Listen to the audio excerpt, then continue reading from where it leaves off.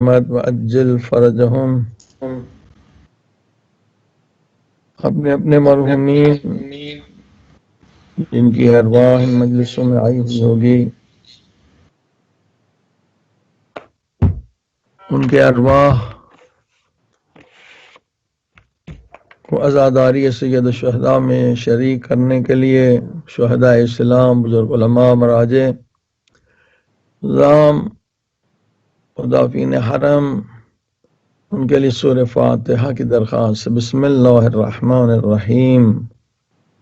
الحمد للہ رب العالمین الرحمن الرحیم مالک یوم الدین ایاک نعبد و ایاک نستعین اہدنا الصراط المستقیم صراط الذین انعمت علیہم غیر المغضوب علیہم ولا الضالین.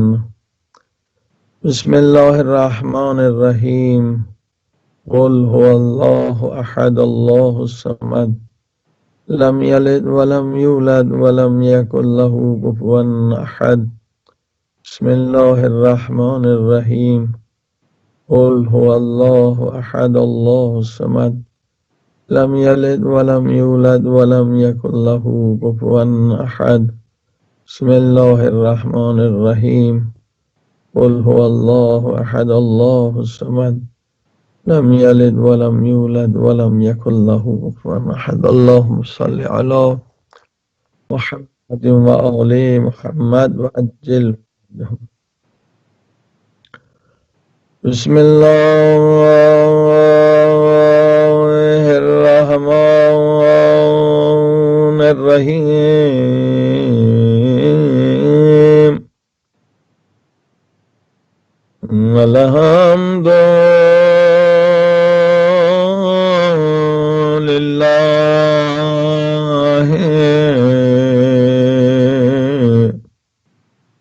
رب العالمین.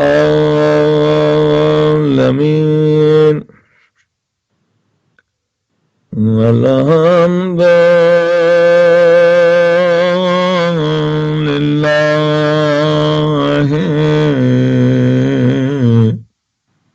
کما ہوا اہل والصلاۃ والسلام علی سید المرسلین وشفیع المذنبین وخاتم النبیین وبالقاسم محمد. اللهم صل على محمد وآل محمد وعجل فرجهم وآله الطيبين الطاهرين المعصومين. زمانے کے امام کے ظہور کے لیے دعا کریں تاکہ دنیا سے سارے ظلم، سارے فتنے ختم ہو جائیں. اللہم کل ولیک الحجت بن حسن صلواتک علیہ وعلی آبائہ فی ہذہ الساعة وفی کل ساعة ولیا وحافظا وقائدا وناصرا ودليلا وعينا حتى تسكناه أرضك طوعا وتمتعه فيها طويلا برحمتك يا أرحم الراحمين. اللهم صل على محمد وآل محمد وأجل فرجهم. أما بعد فقد قال الله تبارك وتعالى في كتابه المجيد بسم الله الرحمن الرحيم ومن أحياها فكأنما أحيا الناس جميعا. قرآن کریم کا عظیم الشان جملہ ہے کہ جس کسی نے ایک انسان کو زندہ کیا یعنی اسے ہدایت دی تو اللہ پاک کی نظر میں اس نے ایک انسان کو زندہ نہیں کیا بلکہ پورے کائنات کے انسانوں کو زندہ کیا. کس قدر عظیم الشان اجر پروردگار ہے. گفتگو چل رہی ہے جو ٹاپک ہے تربیت اولاد، اور تربیت اولاد میں جو سب سے اہم ترین پلر ہے جس کے بغیر تربیت ہو نہیں سکتی وہ ہے اپنی اولاد کی آئیڈیولوجی، عقیدہ، بلیف مضبوط کرنا. اگر انسان کا عقیدہ کمزور ہے تو وہ انسان مچھر کی طرح ہے، جدھر کی ہوا چلے گی ادھر لے جائے گی. اس کا اپنا کوئی مقام نہیں ہے، کوئی حیثیت نہیں ہے. بڑی آسانی سے شیاطین، انس و جن پروپیگنڈا کے ذریعے سے، فریب کے ذریعے سے، دھوکے کے ذریعے سے اسے اپنا غلام بنا سکتے ہیں. لہذا پہلی جو اہم چیز ہے وہ ہے انسان کا عقیدہ مضبوط ہونا چاہیے. اور آج جو شیاطین بلین ڈالرز خرچ کر رہے ہیں میڈیا پر، یہ کوئی پاگل نہیں ہے کہ میڈیا کے ذریعے سے لوگوں کا عقیدہ برباد کرنا چاہتے ہیں تاکہ پھر انہیں ذہنی طور پر اپنا غلام بنا سکیں. لہذا والدین پر واجب ہے کہ اپنی اولاد کا عقیدہ مضبوط کریں، ورنہ یہ بچے کبھی بھی گمراہ ہو سکتے ہیں، کبھی بھی شیطان کی جال میں پھنس سکتے ہیں. عقیدہ اگر مضبوط ہوگا نہ صرف وہ خود دفاع کریں گے، ڈیفینس کریں گے، بلکہ تبلیغ کے ذریعے سے ہزاروں لاکھوں کو ہدایت بھی دے سکتے ہیں. اصل چیز عقیدہ ہے. لہذا ہم اس شیطانی شک و شبہے کا جواب دے رہے ہیں جو واجب ہے. جس شخص نے حضرت فاطمہ زہرا سلام اللہ علیہا کی توہین کی ہے اور کہا ہے نعوذ باللہ نعوذ باللہ، حضرت فاطمہ زہرا سلام اللہ علیہا جو حضرت ابو بکر کی دربار میں فدق لینے گئی تھی انہوں نے خطا کی. نعوذ باللہ نعوذ باللہ، استغفر اللہ استغفر اللہ. جس بی بی کی صداقت و طہارت کی گواہی خود خدا دے رہا ہے کہ کل ہم نے وہ سلائیڈز دکھائے کہ انما یرید اللہ لیذہب عنکم الرجس اہل البیت ویطہرکم تطہیرا. تمام مفسرین شیعہ سنی متفق ہیں کہ اس آیت میں پاک بی بی شامل ہیں. کسی نے انکار نہیں کیا. صرف ایک آیت یہ نہیں ہے، آیے مباہلہ میں بھی حضرت فاطمہ زہرا سلام اللہ علیہا موجود ہیں، حضرت علی علیہ السلام موجود ہیں، امام حسن حسین موجود ہیں. لہذا ان سے خطا کس طرح سے ہو سکتی ہے؟ اگر کوئی یہ عقیدہ رکھے کہ پاک بی بی سے خطا ہو گئی، یا مولا علی سے نعوذ باللہ خطا ہو گئی، یا امام حسن حسین سے، یا نعوذ باللہ رسول خدا سے، تو اس نے اللہ کے ارادے میں شک کیا.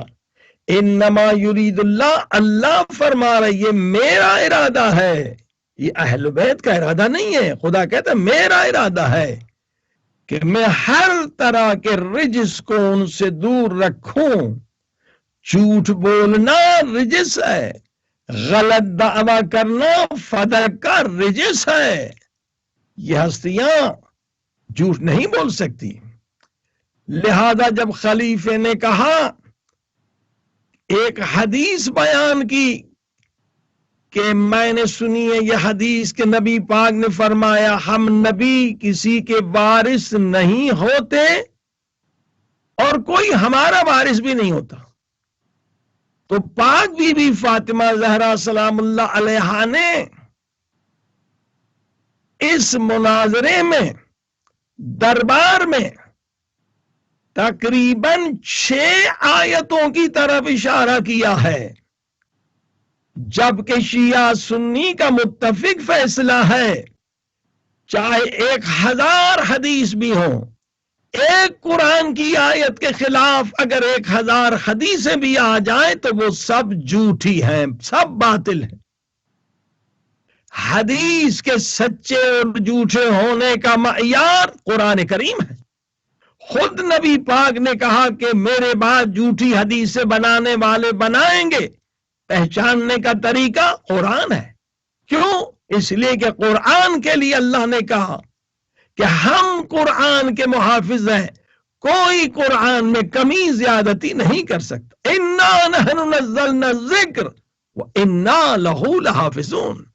مگر حدیث کی ضمانت نہ خدا نے دی ہے نہ نبی نے دی ہے، معیار قرآن. تو پاک بی بی نے جب یہ سنا، یہ حدیث جھوٹی سنی، پہلی آیت سورہ نمل سے بتائی جو بیان ہو چکی، وَوَرَثَ سلیمان داؤد، ایک خلیفہ کیا سلیمان نبی نہیں؟ خدا کہتا ہے اس کے وارث ہیں. انی خفت موالی، یہ آیت حضرت زکریا کی کہ کہتا ہے یار سنی، حضرت زکریا کہہ رہا اے اللہ مجھے وارث عطا فرما. کیا حضرت زکریا نبی نہ تھے؟ ٹھیک. اور تیسری آیت سند کی جو رسول خدا نے لکھ کر دی، وَآتِ ذِی الْقُرْبَىٰ حَقَّهُ، اس کے بھی حوالے پیش کیے گئے. یہ تیسری آیت تھی جو پاک بی بی نے بیان کی کہ فدق مجھے بابا نے لکھ کر دیا ہے، میرا حق ہے. آج چوتھی آیت بتلا رہے ہیں جو اس مناظرے میں پاک بی بی نے جس کی طرف اشارہ کیا ہے. یہ چوتھی آیت سورہ مبارک حشر کی 6 اور 7 آیت تھی.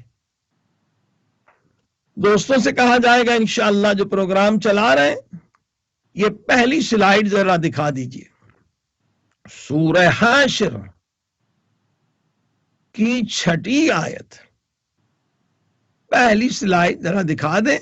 وما افاء اللہ علی رسولہ منہم فما اوجفتم علیہ من خیل ولا رکاب ولکن اللہ یسلط رسلہ علی من یشاء. کیا ترجمہ ہے؟ وما افاء اللہ، اور خدا نے جو کچھ ان کی طرف سے مال غنیمت اپنے رسول کو دلوایا ہے، جس کے لیے تم نے گھوڑے یا اونٹ کے ذریعے سے کوئی دھوپ نہیں کی، لیکن اللہ نے اپنے رسولوں کو غلبہ عنایت فرمایا، تو یہ مال غنیمت، اس میں کوئی اور حصے دار نہیں، جس میں جنگ نہیں لڑی گئی، گھوڑے نہیں بھگائے گئے، تلوار نہیں چلائی گئی، یہ خالصتاً وما عفا اللہ، یہ اللہ کے لیے، اس کے رسول کے لیے، اسے مال فے کہتے ہیں۔ مال فے کیا ہے؟ مال فے وہ مال ہے جو بغیر جنگ کے حاصل کیا جائے۔ یہ آیت سورہ حشر کی فرماتی ہے کہ وہ مخصوص ہے نبی اور اللہ کے لیے۔ دوسرا کلپ ذرا دکھا دیجئے۔ اب یہ سارے تفسیر جو آپ دیکھیں گے یہ اہل سنت کی تفاسیر ہے۔ تفسیر ثعلبی، اب اس میں کیا لکھا ہے؟ وَكَانَتْ فَدَكْ خَالِصًا رسول اللہ صلی اللہ علیہ وسلم، فدق رسول خدا کے لیے مخصوص تھا، اس لیے کہ وہ جنگ کے ذریعے سے حاصل نہیں ہوا۔ یہ اہل سنت کی ساری تفاسیر ہے۔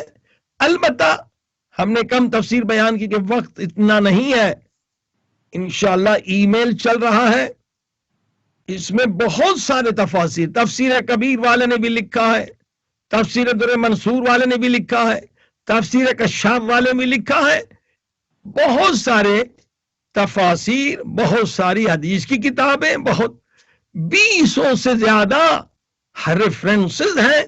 جن حضرات کو چاہیے ضروری ہے، یہ ہتھیار ہے مناظرے کا۔ آپ مناظرہ کیسے جیتیں گے اگر آپ کے پاس ریفرنس نہیں ہوگا؟ ریفرنس سے کسی کا عقیدہ بدل سکتے ہیں، جتنے ریفرنس زیادہ ہوں گے اتنا جلد آپ کسی کا عقیدہ بدل سکتے ہیں۔ لہذا یہ ای میل چل رہا ہے، جس کو بھی ریفرنس چاہیے ہم یہ سارے ریفرنس بھیج دیں گے آپ کو، تاکہ آپ جناب سیدہ کی عظمت کا دفاع کریں اور ان کا منہ بند کریں جو بیوی کی توہین کر رہے ہیں۔ دیکھیے یہ فدق خالصتاً رسول خدا کے لیے تفسیر ثعلبی۔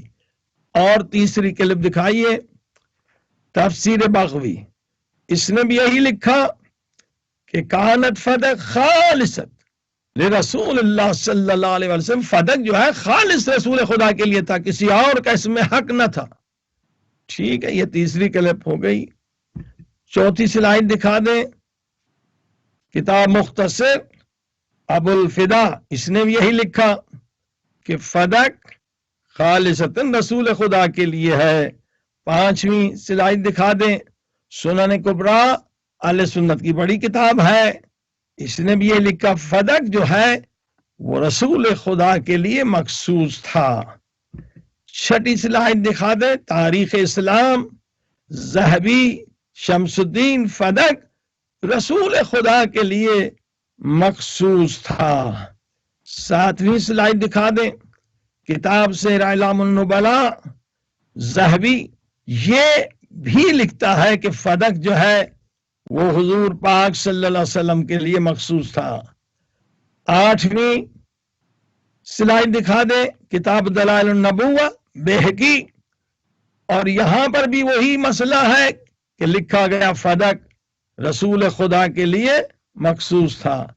نویں سلائیڈ دکھا دیں، کتاب الکامل فی التاریخ، یہاں بھی یہ لکھا گیا کہ فدق صرف رسول خدا کے لیے مخصوص تھا۔ ٹھیک ہے، یہ اب ثابت ہو گیا قرآن کی اس آیت سے کہ فدق جو ہے یہ خالصتاً رسول خدا کے لیے مخصوص تھا۔ یہ چوتھی آیت ہے دلیل میں، اس میں امت کا کوئی حق نہیں ہے۔ رسول خدا اور اس کے خاندان والے، اور رسول خدا جیسے آپ سن چکے وَآتَ ذَا الْقُرْبَىٰ حَقَّهُ کی آیت کی تفسیر میں کہ رسول خدا نے فدق فاطمہ زہرا سلام اللہ علیہا کو لکھ کر دیا۔ 2 آیتیں رہ گئیں جو انشاءاللہ آگے بیان کریں گے. 4 آیتوں نے ثابت کیا کہ یہ حدیث جھوٹی ہے. نبی کے وارث ہوتے ہیں، ٹھیک ہے، سلیمان کے وارث بھی ہیں، زکریا کے وارث بھی ہیں. وَآتَ ذَا الْقُرْبَىٰ حَقَّهُ کی آیت نے بتلایا کہ نبی پاک نے فرض لکھ کر دیا. وَمَا عَفَا اللہ، یہ مال فیض جسے کہتے ہیں، یہ خالصتاً رسول خدا کے لیے. اب آئیے حدیث کا دوسرا حصہ کہ ہم نبی کسی کے وارث نہیں ہوتے. آئیے اس کی بررسی کی جائے. کیا نبی کسی چیز کا وارث نہیں ہوتا؟ کیا یہ سچ کہا گیا یا جھوٹ بولا گیا؟ آئیے آپ جناب یہ کلپ دکھا دیجئے، 10ویں سلائیڈ دکھا دیجئے انشاءاللہ، اور اس میں عربی ہے. آئیے 11ویں سلائیڈ دکھا دیں. مستدرک علی الصحیحین، حاکم کی کتاب ہے یہ. صحیح بخاری اور مسلم کے بعد اہل سنت کی سب سے قوی ترین کتاب ہے. وجہ کیا ہے؟ اس کا نام ہی کیا؟ علی الصحیحین. حاکم نے جو یہ کتاب لکھی ہے اس کا اسٹینڈرڈ وہی ہے حدیث نقل کرنے کا جو امام بخاری کا تھا صحیح بخاری میں اور جو صحیح مسلم میں. اسی لیے کہا گیا المستدرک علی الصحیحین. صحیحین یعنی صحیح بخاری اور صحیح مسلم کے معیار پر یہ حدیثیں انہوں نے جمع کی. جو حدیثیں صحیح بخاری والے سے رہ گئیں، مسلم والے سے رہ گئیں، حاکم نے اسے جمع کیا. یہ لکھتا ہے کہ رسول اللہ صلی اللہ علیہ وسلم کو ورثے میں کیا ملا تھا؟ ام ایمن، یہ کنیز ملی تھی ورثے میں باپ سے، اور 5 اونٹ ملے تھے اور بکریاں ورثے میں ملی تھی. اب دیکھیے وہ حدیث کہ ہم نبی کسی کے وارث نہیں ہوتے جھوٹی ثابت ہو گئی.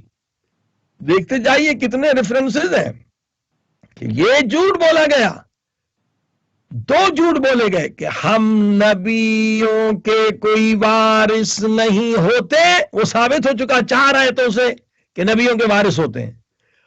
اور ہم نبی بھی کسی کے وارث نہیں ہوتے. اب یہ دوسرا جھوٹ ثابت ہو رہا ہے کہ رسول خدا کو ورثے میں ملے 5 اونٹ اور بکریاں اور 1 کنیز. اور آگے بڑھے 11ویں کے بعد 12ویں سلائیڈ دکھائیے. تاریخ طبری مشہور ہے، ساری دنیا جانتی ہے. رسول خدا کو ام ایمن 5 اونٹ اور بکریاں ورثے میں ملی. یہ سب اہل سنت کی کتاب ہے. 13ویں کلپ دکھائیے. تاریخ ابو الفدا. حضرت عبداللہ نے رسول اللہ کے لیے ورثے میں کیا چھوڑ کر گئے؟ 5 اونٹ، 1 کنیز جس کا نام ام ایمن تھا. 14ویں سلائیڈ دکھا دیں. مختصر ہے. رسول اللہ صلی اللہ علیہ وسلم حضرت عبداللہ نے رسول اللہ کے ورثے میں چھوڑ کر گئے 5 اونٹ، 1 کنیز جس کا نام ام ایمن تھا. اور آگے بڑھیے 15ویں سلائیڈ دکھا دیں. ابن جوزی نے بھی یہی لکھا، رسول خدا کو 5 اونٹ، بکری اور ام ایمن ورثے میں ملی. اور اس کے بعد 16ویں کلپ تاریخ ابن الوردی نے بھی یہی لکھا، رسول خدا کو ورثے میں 5 اونٹ، 1 کنیز ملی. اور آگے بڑھی اب ورث سلیمان جو آیے قرآنی ہے. آئیے پھر قرآن کی طرف چلتے ہیں، تفسیر قرآن. اب یہ تو آپ نے حدیث اور تاریخ کی کتابیں سنی، مگر یہ جھوٹ ثابت کرنا قرآن سے کہ ہم نبی کسی کے وارث نہیں ہوتے، یہ بھی جھوٹ تھا. 2 جھوٹ بولے گئے. اب بتائیے خطا کس کی ہے؟ اس بی بی کی خطا ہے جو قرآن کی 6 آیتیں بتلا رہی ہے اور بابا کی سند دکھلا رہی ہے اور علی کو گواہ بتلا رہی ہے، جو علی نبی کی نبوت کا گواہ ہے. حسن حسین کو گواہ بتلا رہی ہے جو جنت کے جوانوں کے سردار ہیں. یا اس کی خطا ہے جس نے حدیث وہ بیان کی جس کے 2 حصے ہیں اور دونوں حصے قرآن کے خلاف جا رہے ہیں. 2 جھوٹ بولے گئے. دونوں قرآن کے خلاف. اب یہ ذرا کلپ دکھا دیجئے. 17ویں یہ عربی میں ہے, 18ویں میں آپ کو اردو میں ملے گا. وَوَرَثَ سُلَيْمَانَ داؤد, یہ جو آیت آپ نے سنی سورہ نمل کی, اس کی تفسیر ہے کہ سلیمان جو داؤد کے وارث بنے تو کیا ملا انہیں ورثے میں. تفسیر المظہری اہل سنت کی ہے کہ سلیمان نبی نے اپنے بابا سے 1000 گھوڑے ورثے میں لیے. اب بتائیے, یہ تفسیر قرآن ہے, اہل سنت کی ہے. انہوں نے کیا کہا, نبی کسی چیز کا وارث نہیں ہوتا, یعنی یہ جھوٹ قرآن سے ثابت ہو گیا. سلیمان نبی وارث بنے ہیں, ورثے میں انہیں 1000 اونٹ ملے ہیں. لہذا اب آپ دیکھتے چلے جائیے کہ یہ بات غلط کہی گئی. اب اس کے بعد 19ویں کلپ اہل سنت کی تفسیر ہے, الکشف البیان. سلیمان نبی نے اپنے بابا سے 1000 گھوڑے ورثے میں لیے. ٹھیک ہے, اور آگے بڑھیے. پھر یہ 20ویں کلپ تفسیر ثعلبی کشف البیان. سلیمان نبی نے اپنے بابا سے 1000 گھوڑے ورثے میں لیے. بہت ساری تفاسیر ہیں. تفسیر قرطبی, یہ اہل سنت کی ساری تفاسیر عرض کر رہا ہوں, ایک کتابی شیعوں کی میں نے نہیں بیان کی. سلیمان نبی نے اپنے بابا سے 1000 گھوڑے ورثے میں لیے. پھر اس کے بعد 22ویں تفسیر, یہ بھی تفسیر قرطبی, اس میں بھی لکھا سلیمان نبی نے بابا سے 1000 گھوڑے ورثے میں لیے. 23ویں سلائڈ دکھا دے, کتاب سراج منیر, اس نے بھی لکھا کہ نبی پاک نے بابا سے 1000 گھوڑے ورثے میں لیے. اب دیکھیے, اتنے حوالوں کے باوجود اگر کوئی انکار کرے تو یقیناً اس کے آنکھ پہ تعصب کی اینک چڑھی ہوئی ہے. حوالے بہت زیادہ ہیں, ہم نے بہت کم بتلائے. شانی خطا ادھر سے تھی, نہ کہ سیدہ کی طرف سے. وہ حدیث بیان کی کہ جس کے دونوں ٹکڑے 100% قرآن کے خلاف. نبی وارث بھی ہوتا ہے اور نبی کے بھی وارث ہوتے ہیں. 2 خطائیں ادھر سے ہوئی ہیں, جناب سیدہ نے خطا نہیں کی. اگر سیدہ کی کوئی خطا کو مان رہا ہے تو وہ خدا کی توحید میں شک کر رہا ہے. جب خدا نے کہا میرا ارادہ ہے کہ یہ خطا سے پاک ہے, یہ جھوٹ سے پاک ہے, اگر نعوذ باللہ پنجتن پاک میں سے کوئی جھوٹ بولے تو پھر کیا خدا اپنے ارادے کو مکمل نہ کر سکا؟ ان اللہ علی کل شیء قدیر, خدا ہر چیز پر قادر ہے. تو یہ اللہ پاک نے انتظام کیا. اگر کوئی پنجتن پاک کی عصمت و طہارت پر, صداقت پر اعتراض کرتا ہے تو اس نے گویا خدا کی توحید پر اعتراض کیا, خدا کے ارادے پر اعتراض کیا. الحمدللہ عزیز و دوست و بزرگوں, شیعہ مذہب کو اس لیے حق کا کہتے ہیں. ہمارے پاس اتنے دلائل ہیں قرآن سے, حدیث سے, عقل سے, کہ کسی مذہب کے پاس اتنے دلائل نہیں ہیں. مگر افسوس یہ ہے کہ ہمارے ہاں تبلیغ کرنے کا جذبہ کم ہے. ہم مجالس تو کر لیتے ہیں اپنے لوگوں کے لیے, لیکن دوسرے لوگوں کو کنورٹ نہیں کرتے. بہت آسان ہے کنورٹ کرنا. ہمارے ایک دوست ہیں, وہ کہتے ہیں کہ میں صرف ان لوگوں پر کام کرتا ہوں جنہیں وہابی لوگ امریکہ میں, کینیڈا میں یا اور ملکوں میں مسلمان بناتے. کنورٹڈ مسلمان. کنورٹڈ مسلمان جو ہیں ان کے اندر بالکل تعصب نہیں ہوتا ہے. کہ میں ان کے ای میل ایڈریسز حاصل کرتا ہوں, اور خصوصاً وہ کنورٹڈ مسلمان جو 5 سال تک سعودیوں کے مدرسے میں پڑھتے ہیں اور امام کا سرٹیفکیٹ لیتے ہیں, میں انہیں صرف 3 کتابیں دیتا ہوں ای میل کر کے. دین آئی واز گائیڈڈ, تیجانی کی کتاب, nights of Peshawar, right path, 3 کتابیں ای میل، کیونکہ وہ تو بیچارے حق کی تلاش میں۔ 90% سے زیادہ کنورٹڈ مسلمان مذہب اہل بیت کو قبول کر لیتے ہیں، جبکہ 5 سال تک ان کے مدرسے میں پڑھے ہوئے ہیں۔ بے شک اگر ہم سب کوشش کریں نا تو کتنے لوگوں کو کنورٹ کر سکتے ہیں۔ صرف آدھا گھنٹہ آپ انٹرنیٹ پر بیٹھیں اور یہ مناظرہ سیکھیں، اور ہم نے یہ کورس بھی رکھا ہے ایلیا یونیورسٹی آف ہالینڈ کی طرف سے آن لائن۔ آپ صرف 1 مہینہ دے دیں، مناظرہ آپ کو سکھایا جائے گا، ریفرنسز آپ کو دیے جائیں گے، اہل سنت کے ساتھ مناظرہ کیسے کیا جائے، وہابیوں کے ساتھ مناظرہ کیسے کیا جائے، قادیانوں کے ساتھ کیسے مناظرہ کیا جائے، عیسائیوں کے ساتھ کیسے مناظرہ کیا جائے، دہریے جو خدا کو نہیں مانتے ان کے ساتھ کیسے مناظرہ کیا جائے۔ زیادہ تر یہ 5 لوگ ہیں، 5 گروپس ہیں، تو آپ کتنے لوگوں کو زندگی حیات دے سکتے ہیں۔ من احیاہا کی جو آیت ہے، کس قدر آپ اجر عظیم حاصل کر سکتے ہیں۔ عزیزو اب آئیے مولا علی کے در پہ چلتے ہیں کہ مولا بہت مشکل زمانے میں ہم ہیں، لاکھوں کروڑوں شیاطین کے حملے ہو رہے ہیں، ہم کیسے اپنے بچوں کو بچائیں؟ انٹرنیٹ بھی ہے، موبائل بھی ہے، ڈش بھی ہے، شیاطین انس و جن بھی ہے، ان کے درمیان ہمارا بچہ زندگی گزار رہا ہے۔ اب مولا علی بتائیے کہ ہم کس طرح سے اپنے بچے کا دفاع کریں، اس کا دین محفوظ رہے، ایمان محفوظ رہے، عقیدہ محفوظ رہے۔ مولا علی کیا فرماتے ہیں؟ اسی قول مولا کے نورانی نہج البلاغہ کے قول پہ گفتگو ہو رہی، فَإِن يَكُونْ أَهْلُكَ فَإِن يَكُونْ أَهْلُكَ وَوَلَدُكَ اولیاء اللہ۔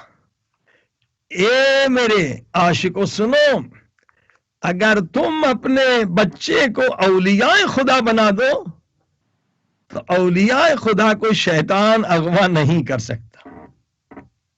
اولیاء خدا، ہم تو اسی پہ خوش ہوتے ہیں کہ ہمارا بچہ نمازی بن گیا، ہمارے بچے نے داڑھی رکھ لی، ہمارے بچے نے روزہ رکھ لیا۔ مولا فرماتے نہیں، اس پہ راضی نہ رہو، اپنے بچوں کو اولیاء خدا بناؤ، کیونکہ امام زمانہ جو ظہور نہیں فرما رہے ہیں، مومن تو ہیں، نمازی تو ہیں، عزادار تو ہیں، مگر امام زمانہ کو 313 اولیاء خدا کا انتظار ہے۔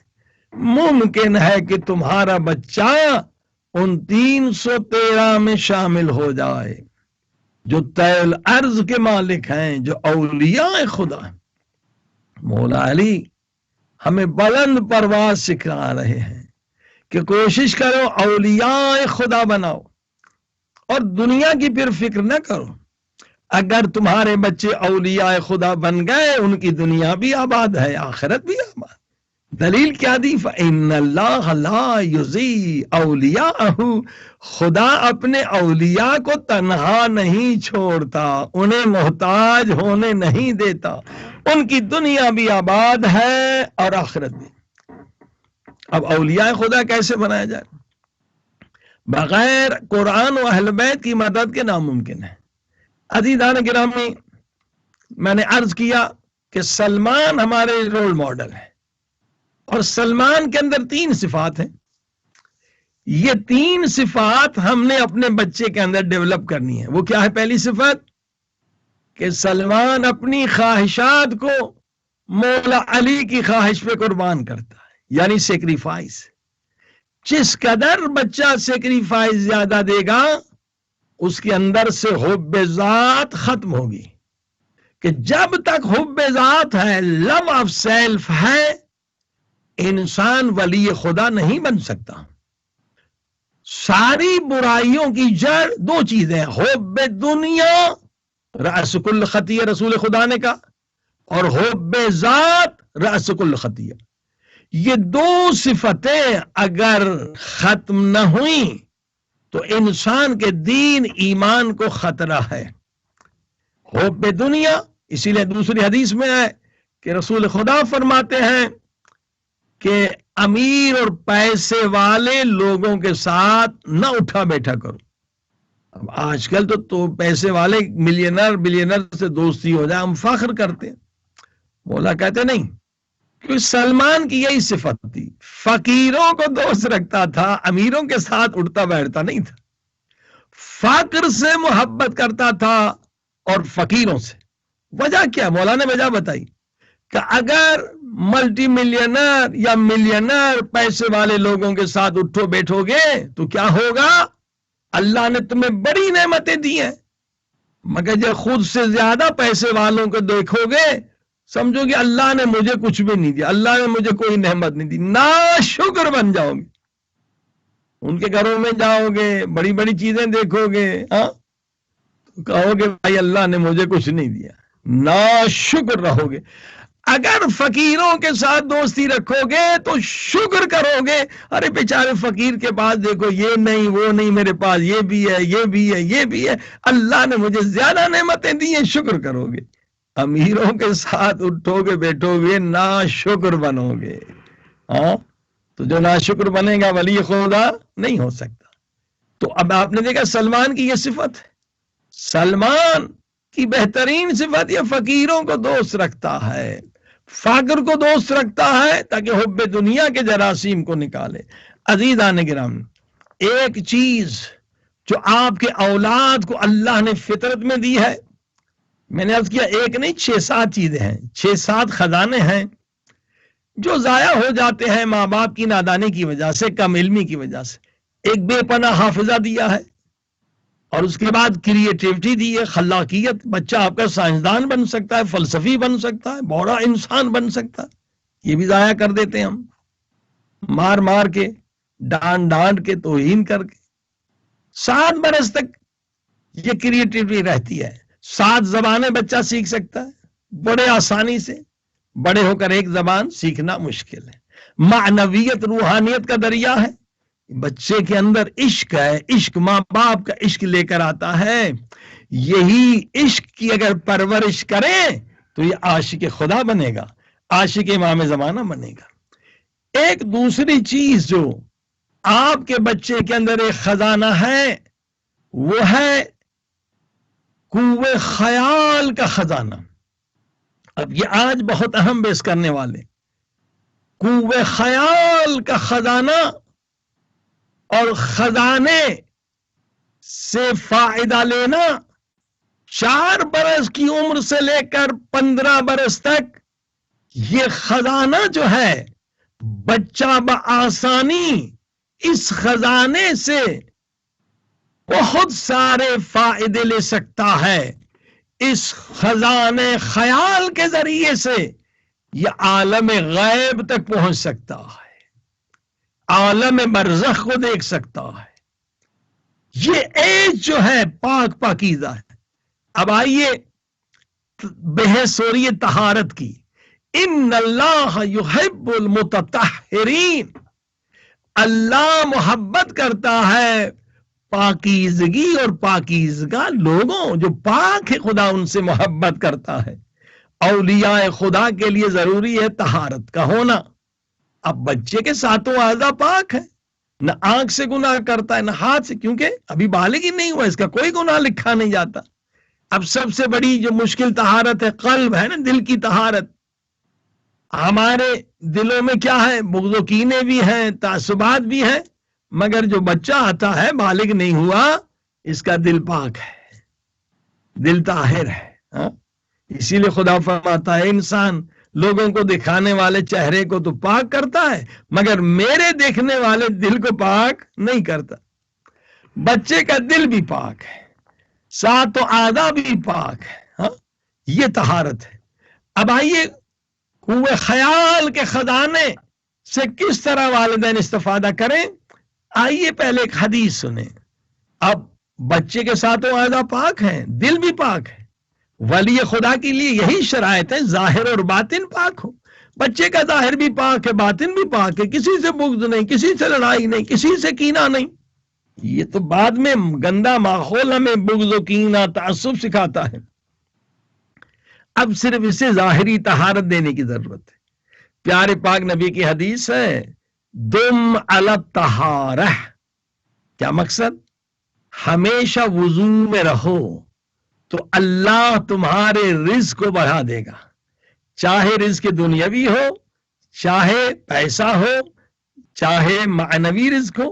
رزق کا لفظ جو ہے نا بہت وسیع ہے، اولاد کو بھی اللہ نے رزق کہا، پیسے کو بھی اللہ نے رزق کہا، برزخ کے نعمتوں کو بھی اللہ نے رزق کہا، جنت کی نعمتوں کو بھی اللہ نے رزق کہا۔ یہ رسول خدا نے نہیں کہا، محدود نہیں کیا کہ صرف دنیا کا رزق ملے گا، فرمایا نہیں، ہمیشہ وضو میں رہو اور اپنی اولاد کو وضو میں رہنے کی عادت ڈالو۔ ہاں، اس کے جسمانی بہت فوائد ہیں۔ ابھی جو کرونا کی بیماری چلی ہے، اگر وضو میں رہیں، ہمیشہ وضو میں رہیں تو دانت اور ناک کے ذریعے سے یہ وائرس جاتے ہیں، جراثیم جاتے ہیں۔ اب وضو کریں گے، کلی کریں گے، ناک صاف کریں گے، وائرس نکل جائیں گے۔ ہاں، یہی تو حکم دے رہے ہیں، بار بار ہاتھ دھوئیے۔ تو ہمیشہ وضو رہنے کا فائدہ کیا؟ بیماریوں سے محفوظ رہیں گے۔ اور یہ بھی تجربے سے ثابت ہے کہ دنیاوی فوائد کر رہا ہوں۔ مثلا جو خواتین بیچاری خواہ مخواہ میک اپ پہ ہزاروں روپے خرچ کرتی ہیں، تجربے سے ثابت ہے کہ میک اپ سے خال انسان کی اور خراب ہو جاتی ہے، اس میں کئی خطرناک کیمیکلز ہیں اور اس میں کئی نجس چیزیں بھی ملاتے ہیں، حرام چیزیں بھی ملاتے ہیں، بہت ساری چیزیں، اس پر پورا ہمارا ایک ڈاکیومنٹری ہے۔ بی پی ہے، ایک بہت خطرناک چیز ہے جو بالکل کینسر کا سبب ہے۔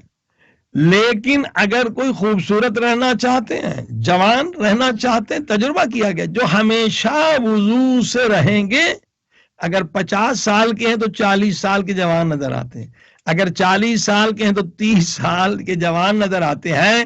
یعنی وضو وہ میک اپ ہے کہ ہمیشہ آپ کو جوانی دیتا ہے، کیونکہ یہ اسی لیے وضو کو پوچھنا مکروہ ہے۔ فوائد اس کے دنیاوی ختم ہو جائیں گے۔ پانی سے بار بار وضو کریں گے تو پانی میں آکسیجن ہے، اور پانی کا آکسیجن ہے یہ آپ کی کھال کو تر و تازہ رکھتا ہے۔ فوائد دنیاوی بھی ہے۔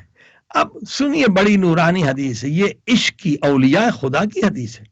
حدیث قدسی خدا فرماتا، اے میرے بندے، جب تیرا وضو ٹوٹ جاتا ہے نا اور تو وضو نہیں کرتا تو اپنے رب سے وفا نہیں کرتا بلکہ جفا کرتا ہے۔ کل کی مجلس اگر یاد ہے، اس کا زیادہ حصہ وفا پر تھا کہ وفا اللہ کو کتنی پسندیدہ چیز ہے۔ خدا فرماتا ہے اگر تو وضو تیرا ٹوٹ جائے نا، پھر تو وضو نہ کرے تو نے اللہ سے وفا نہیں کی، جفا کی۔ بھئی کیوں جفا کی؟ کون سا گناہ کیا ہم نے؟ اب یہاں گناہ نہیں ہے، یہ بات عشق کی ہو رہی ہے۔ دیکھیں، اگر بغیر وضو کے آپ ہیں، اللہ کے نام کو ہاتھ نہیں لگا سکتے، رسول خدا صلی اللہ علیہ وسلم کے ہاتھ کو، نام کو ہاتھ نہیں لگا سکتے، قرآن کو نہیں چھو سکتے، پنجتن کے ناموں کو ہاتھ نہیں لگا سکتے، اس کا مقصد کیا ہے کہ خدا سے بھی دور ہے، پنجتن سے بھی دور ہے، قرآن سے بھی دور ہے۔ خدا فرماتا ہے اگر تو میرا عاشق ہے تو مجھ سے دور کیوں ہے؟ میرے نام کو ٹچ بھی نہیں کر سکتا تو نے وفا کہاں کی ہے؟ تو کیسا عاشق ہے کہ میرے ہاتھ کو چھو نہیں سکتا، میرے قرآن کلام کو چھو نہیں سکتا، کیونکہ وضو نہیں تیرے، لہذا تو میرا قرب نہیں چاہتا، تو میری نزدیکی نہیں چاہتا، تو میری محبت نہیں چاہتا، تو نے مجھ سے جفا کی ہے۔ اگر تو میرا عاشق ہے تو وضو کر لے، وضو میں کیا دیر؟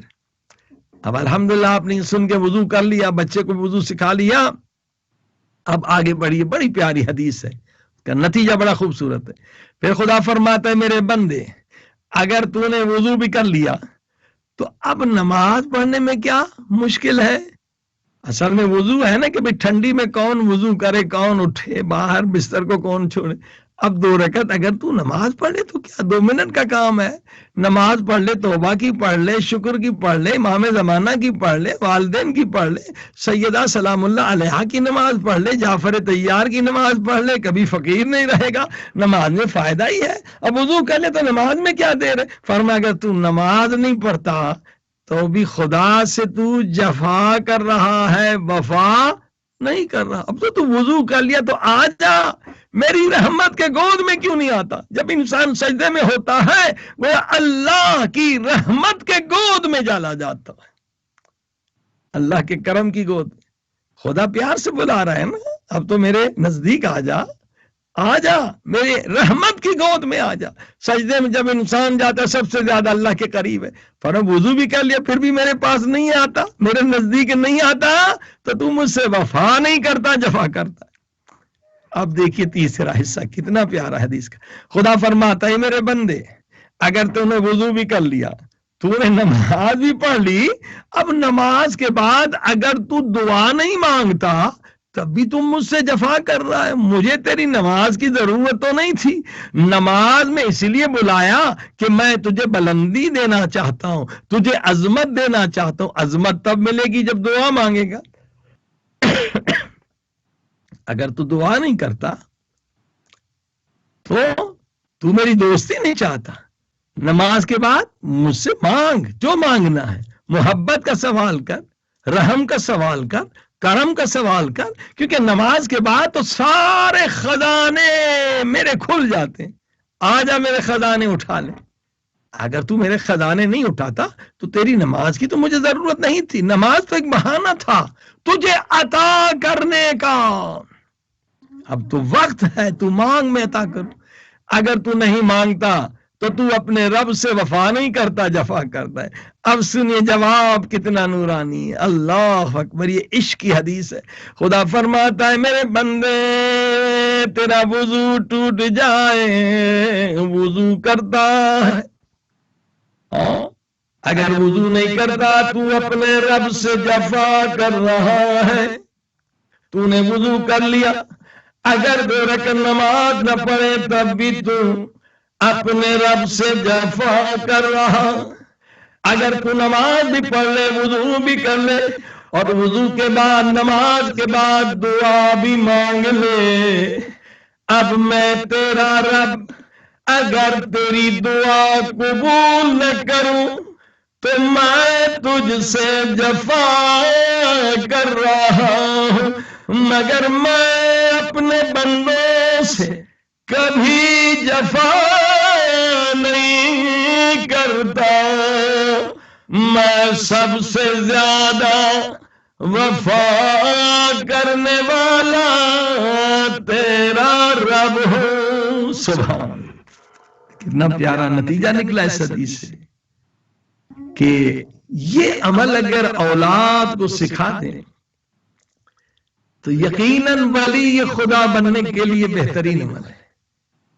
کہ بچے کا جب بھی وضو ٹوٹ جائے بیٹا وضو کر, اور انعام رکھے. بچہ ہے نا چھوٹا, اسے ابھی تک ان معرفت کی چیزوں کا پتہ نہیں ہے. ماں باپ میں بیٹا 10 مرتبہ وضو کر لو, 10 مرتبہ انعام ملے گا, 20 مرتبہ وضو کر لو, اور پھر اس کے بعد نماز بھی پڑھو, نماز کے بعد چھوٹی سی دعا بھی پڑھ لو. یہ عمل ہے ولی خدا بننے کے لیے. اللہ اکبر. اب آئیے طہارت کی بات ہو رہی ہے. 7 اعضاء آپ کے بچوں کے معصوم پاک ہے, دل بھی ان کا پاک ہے, نہ اس میں بغض ہے, نہ کینہ ہے, نہ تعصب ہے. سب سے بڑی طہارت جو ہے وہ خیال کی طہارت ہے, اور سب سے مشکل جو طہارت ہے وہ خیال کی طہارت ہے. کوئی انسان ولی خدا نہیں بن سکتا, کوئی انسان صاحب کرامت نہیں بن سکتا جب تک کہ خیال کو پاک نہ کرے. یہ بہت مشکل کام ہے. دنیا میں 99% لوگ اپنے خیال کے غلام ہیں. 99%. کیونکہ بچپن میں ان کو ٹریننگ نہیں ملی. اگر 4 برس سے لے کر 15 برس تک والدین انہیں یہ ایکسرسائز کرواتے تو بڑے ہو کر یہ کام آسان ہو جاتا. لیکن اب اس وقت مجھ جیسا گنہگار اگر چاہے کہ خیال پہ کنٹرول کروں تو شاید 20 سال لگ جائیں. مگر بچہ اس وقت اس کے لیے بہت آسان ہے. جیسے زبان سیکھنا آسان ہے, حافظہ یاد کرنا قرآن آسان ہے, کریٹیوٹی آسان ہے, عشق و محبت والدین سے اس کی فطرت میں, اسی طرح سے خیال کے خزانے کو پاک کرنا 4 برس کے بچے سے لے کر 15 برس تک بچے کے لیے بہت آسان ہے، بہت آسان، بعد میں بہت مشکل ہے۔ آپ 1 منٹ جو ہے نا اپنے خیال کو ایک جگہ پہ روک کے دکھائیے۔ 99% لوگ جو ہیں خیال کے غلام ہیں۔ یہ ساری پریشانیاں، ڈپریشن، ٹینشن، اس کا تعلق کیا ہے؟ خیال سے ہے۔ خیال کو روک بھی نہیں سکتے، بدل بھی نہیں سکتے، چینج بھی نہیں کر سکتے، کیونکہ ہم انسان اکثر خیال کے غلام۔ اگر یہ پاور ہو جائے خیال کو اسٹاپ کر دے، اسٹاپ، کوئی نیگیٹو خیال نہ آئے، تو آپ خیال کے غلام نہیں۔ یا خیال کو چینج کرنے کی طاقت ہے تو بھی آپ خیال کے غلام نہیں ہیں۔ 99% سے زیادہ لوگ خیال کے غلام۔ اب حدیث سناؤ، پیارے پاک نبی صلی اللہ علیہ وسلم کی حدیث ہے کہ اگر 2 رکعت نماز کو اس طرح سے پڑھ کے دکھائے کہ ادھر ادھر کا خیال نہ آئے، اللہ کی طرف ذہن، دل، دماغ متوجہ رہے، تو جنت اس پر واجب ہے۔ ایک مجھ جیسا کوئی سادہ انسان یہ حدیث سن کے بہت خوش ہو گیا، اور جنت کا معنی جسے ہم مشکل سمجھ رہے تھے 2 منٹ کا کام ہے، جا کے وضو کیا کہ 2 رکعت نماز پڑھتا ہوں، توبہ کی، ادھر ادھر کا خیال نہ ہے، سنت قربتاً الی اللہ، اللہ اکبر کر کے شروع ہو گیا سورہ الحد پڑھنے۔ سامنے دیکھا محراب ٹوٹا ہوا ہے، اب خیال وہاں چلا گیا، ارے اتنی اچھی مسجد، محراب ٹوٹا ہوا ہے، کیا کروں، فلاں آدمی بڑا نیک ہے، وہ چندہ بہت زیادہ دیتا ہے، اس سے پیسے لوں گا، وہاں سے جا کے سیمنٹ لے لوں گا، وہ مستری بھی بڑا مومن ہے، کم پیسے لے گا، اس کو بلاؤں گا، وہ مزدور بھی ایک میرا دوست ہے، اس کو بلا لوں گا، آ کے محراب بناؤں گا۔ 2 رکعت میں محراب ہی بناتا رہا۔ آپ سب کوشش کر کے دیکھیں، 1 منٹ گھڑی لگا دے، یا رب یا رب یا رب یا رب، اللہ کی طرف خیال، ادھر ادھر خیال نہ آئے۔ 1 منٹ خیال ہمارے کنٹرول میں نہیں ہے تو ہم خیال کے حاکم نہیں ہیں، خیال ہمارے اوپر حاکم ہے، یعنی وہ ماسٹر ہے نا، ہم سلیو ہیں۔ ولی خدا صرف خدا کا غلام ہوتا ہے۔ تمام کرامتوں کی، ولایتوں کی کنجی، چابی کی یہ ہے کہ اپنے خیال پہ کنٹرول کر لو۔ کیوں اس کی تاکید ہے؟ اس لیے کہ جب آپ نے خیال پہ کنٹرول کر دیا تو 50% شیطان کے دروازے کو بند کر لیا، کھڑکیوں کو بند کر لیا۔ آپ کہیں گے کیسے؟ کوئی گناہ انسان نہیں کر سکتا، پہلے گناہ کا خیال آتا ہے۔ جب آپ نے خیال پہ کنٹرول کر لیا تو اب گناہ کا خیال کہاں سے آئے گا؟ حضرت عیسیٰ علیہ السلام فرماتے ہیں اپنے حواریوں کو، میں یہ نہیں کہتا کہ زنا نہ کرو، میں کہتا ہوں زنا کا خیال بھی نہ لاؤ، یعنی تم اپنے خیال کے مالک خود بن جاؤ۔ یہ ہے ولایت، یہ ہے کرامت، یہ ہے اولیاء خدا کا کام۔ امام زین العابدین علیہ السلام فرماتے اے انسان، تجھے کیا حق پہنچتا ہے کہ اللہ کی دربار میں گناہ کا خیال کیوں کرتا، خیال بھی کیوں لاتا؟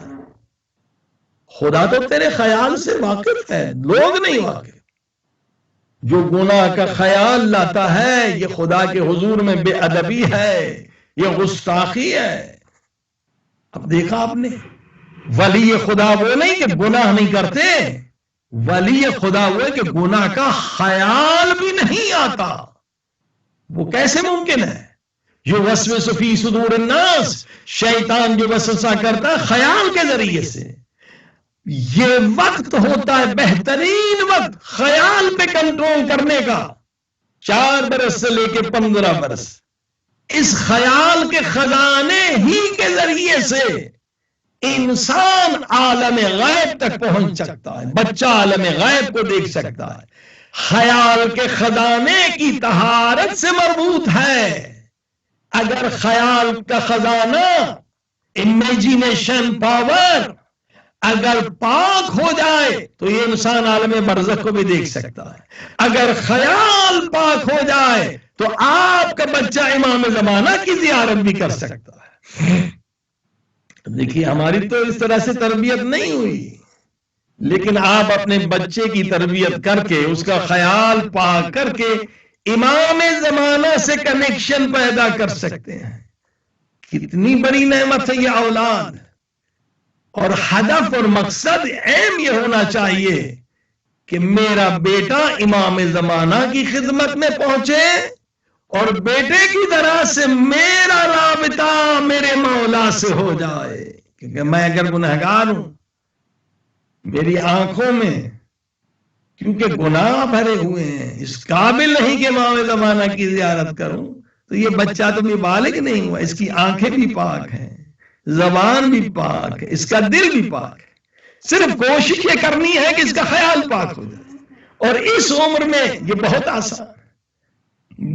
آسان ہے۔ عزیزان گرامی، خیال کی طہارت، اور دوسری چیز کیا ہے؟ وہم کی، ٹیمپٹیشن کی طہارت۔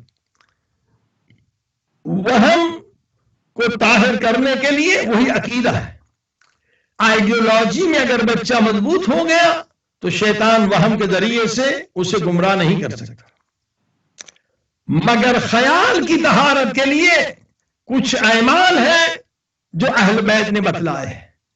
وہ آسان اعمال ہیں، اگر بچے نے ادا کیے تو یقیناً اس کا خیال پاک پاکیزہ ہو جائے گا۔ جب خیال کی طہارت آ گئی تو وہ امام زمانہ کی زیارت کر سکتا ہے، عالم برزخ کو دیکھ سکتا ہے، عالم غیب سے واقف ہو سکتا ہے۔ اب آئیے خیال کی طہارت بچے کو کیسے سکھائیں؟ مولا علی یہاں مشکل کشا ہے، مشکل کشائی حل کرتے ہیں۔ مولا علی سے کسی نے کہا مولا یہ خیال کنٹرول میں نہیں آتا، چاہتے نماز میں ادھر ادھر کا خیال نہیں، کبھی گھر کا خیال، کہ بسکٹ، کبھی کھانا، کبھی یہ، کبھی بچے، کبھی بیوی۔ مولا کیا کریں کہ خیال ہمارا ادھر ادھر نہ بھٹکے، یہ خیال بھٹک رہا ہے، ادھر ادھر بھاگ رہا ہے۔ امام نے فرمایا قرآن کی 3 آیتیں ہیں جسے آیت سخریہ کہتے ہیں، سورہ اعراف کی آیت کا نمبر 54، 55، 56، خود سورہ اعراف کا نمبر 7ویں سورہ ہے۔ ان ربکم اللہ الذی خلق السماوات والارض فی 6 ایام ثم استوى علی العرش سے لے کر محسنین تک۔ مولا علی فرماتے ان 3 آیتوں کو 24 گھنٹے میں 70 مرتبہ تلاوت کرو، 70 مرتبہ۔ آہستہ آہستہ تم خیال کی غلامی سے نکل جاؤ گے، تمہارے خیال کے اندر طہارت آ جائے گی، پاکیزگی آ جائے گی، خیال تمہارا غلام بن جائے گا۔ میں نے کہا 99% دنیا کے لوگ خیال کے غلام ہیں، کیونکہ بچپن میں کام نہیں ہوا۔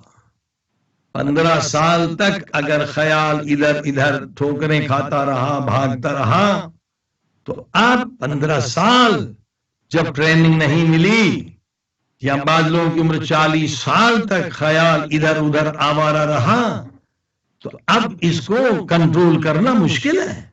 مگر بچہ اس کا خیال بھی پاک ہے۔ اگر بچے کو یہ 3 آیتیں یاد دلا دیں، سورہ اعراف کی 54، 55، 56، اور کہ ہر نماز کے بعد 20 مرتبہ پڑھ لو، بہت آسان ہے، بڑی آیتیں بھی نہیں، 3 آیت 20 مرتبہ تو 100 مرتبہ ہو جاتا ہے۔ مولا نے 70 کہا ہے، آپ 100 مرتبہ، تو اور اس کا فائدہ ہے۔ اس 2-3 آیتیں ان میں معجزات ہیں۔ ایک معجزہ اس کا سن لیں، بہت فوائد ہیں، صرف خیال کنٹرول میں نہیں آئے گا، بہت ساری چیزیں ملیں گی۔ مثلا بہت لوگوں کو نیند نہیں آتی، وہ نشے کی گولیاں کھا کے سوتے ہیں جس کے سائیڈ ایفیکٹ بہت خطرناک ہیں، کینسر میں مبتلا ہو جاتے ہیں اور بیماریوں میں بھی۔ بلکہ یہ نشے آور چیزیں، یہ سلیپنگ جو ٹیبلیٹس ہوتی ہیں، آہستہ آہستہ انسان کو خودکشی کی طرف لے جاتی. ڈپریشن بھی جسی کو ہوتا ہے وہ ڈاکٹر وہی نشے آور سلانے والی دوائی دیتے ہیں، آخر میں وہ لوگ بیچارے خودکشی کرتے ہیں. مت لیجیے، قرآن میں شفا ہے. جس کو نیند نہیں آ رہی ہے یہ تجربہ کر لیں، ہر نماز کے بعد 20 مرتبہ ان 3 آیتوں کو پڑھے اور سوتے وقت جب بستر پہ لیٹ جائے یہ آیتیں پڑھتا رہے گا، اسے جلد نیند آ جائے گی. نشے آور دوا کی ضرورت نہیں ہے. اب اس کا موضوع یہ دیکھیں، نہیں، ایک مرتبہ آپ کی نیت بدل گئی، آپ کو ساری رات پڑھنا ہے، جاگنا ہے، امتحان دینا ہے بچوں کو یا بڑے کو، تو اب اس نیت سے اس آیت کو پڑھیں کہ نیند کم ہو جائے، تو یہ آیت نیند بھی کم کر دیتی ہے. جس نیت سے پڑھیں یہ معجزہ نہیں تو کیا، تجربہ کر کے دیکھیں. البتہ شرائط یہ کہ جب قرآن سے آپ علاج کرنا چاہیں تو غذا آپ کی حلال و پاک و پاکیزہ بھی ہو، طیب بھی ہو. طیب و غذا ہے جو پکانے والی جب پکائے وضو کے ساتھ اور ذکر خدا سے، یہی شرط ساتوں اعضاء پاک ہیں. تو اس آیت کی بہت فوائد ہیں. آپ کے بچے کا اخلاق، اگر بچے کے اندر درندگی ہے، مار پیٹ ہے، مارتا ہے، بد اخلاقی کرتا ہے، بد زبانی، یہ آیت اگر 70 مرتبہ پڑھے گا، 20 مرتبہ آسان ہے، 15 منٹ 20 منٹ پڑھ لے گا، تو بچے کا اخلاق بھی ٹھیک ہو جائے گا، غم غصہ بھی اس کا کم ہو جائے گا، ٹینشن بھی کم ہو جائے گا. بہت سارے فوائد ہیں. عزیزان گرامی، اب آپ نے دیکھا یہ ہے جو مولا فرماتے ہیں کہ تم پوری کوشش کرو دنیا داری میں، بچہ ڈاکٹر بن جائے، انجینئر بن جائے، پیسے والا بن جائے. ارے یہ زندگی 60 70 80 سال سے زیادہ نہیں. تم اگر بچے کو اولیاء خدا بنا دو، دنیا بھی اس کی آباد ہے اور آخرت جو ابدی زندگی ہے وہ بھی آباد ہے. تو فرمائی اب یہ عمل ہو گیا طہارت کا. اللہ اکبر. دیکھیے قوہ خیال جو ہے نا ہمیشہ حرکت میں، ایک لمحے کے لیے رکتا نہیں ہے. تاکہ ہم سوتے ہیں تو بھی خیال حرکت میں، تبھی تو خواب دیکھتے ہیں. اسی خیال کے خزانے سے فائدہ لو، نہ صرف کنٹرول. یہ خیال ہمیشہ حرکت، زبان سے ذکر کریں گے تھک جاتے ہیں نا، مگر خیال نہیں تھکتا. جس طرح دل کی دھڑکن نہیں تھکتی ویسے خیال ہمیشہ حرکت میں ہے. بس آپ نے یہ کام کرنا ہے، یہ جو حرکت ادھر ادھر فضول خیالات، ردی بیکار خیالات نہ آئے، ان خیالات کا رخ موڑ دے اللہ کی طرف. یعنی خیال ہمیشہ حرکت میں ہے. آپ کے بچے کو یہ گھوڑا ہے، خیال کا گھوڑا ہمیشہ بھاگ رہا ہے، کہ بچے کو لگام پکڑوا دو کہ یہ گھوڑا ادھر ادھر بیکار جگہ کی طرف نہ دوڑے، یہ خدا کی طرف دوڑے. اللہ اکبر. یہ اہل بیت کی طرف جائے. صرف اس کی حرکت اور سمت، ڈائریکشن کو درست کرنا ہے. اس ذکر سے کوئی تھکتا نہیں ہے. خیال ہمیشہ حرکت میں ہے. لہذا افضل ترین ذکر کیا ہے؟ رسول خدا صلی اللہ علیہ وسلم کی جو حدیث آپ نے سنی تھی، ایک حصہ ہم نے بتایا تھا، افضل رزق ما یکفی. رسول خدا نے کہا بہترین رزق وہ ہے کہ اتنا ملے جتنی ضرورت ہے. اس میں جملہ ایک اور بھی تھا جو ہم نے بیان نہیں کیا گزشتہ مجلس میں.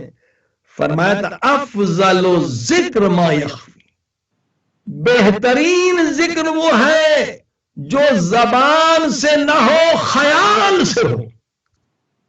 تو انشاءاللہ آئندہ اس کی تشریح کی جائے گی. اگر خیال سے ذکر ہوگا تو یہ رکے گا نہیں، زبان سے تھک جائیں گے، رک جائیں گے. اور جب خیال سے ذکر کریں گے تو اس کا اثر تمام اعضاء پہ پڑے گا. زبان سے کہہ رہے ہیں یا اللہ، مگر آنکھوں سے فلم دیکھ رہے ہیں، ہاں تو اس کا اثر کہاں ہوگا. لیکن جب خیال سے ذکر کریں گے آنکھوں پر بھی اثر ہوگا، کانوں پر بھی، پورے اعضاء پہ اس کے اثرات ہوں گے. یہ ہے خیال کی طہارت.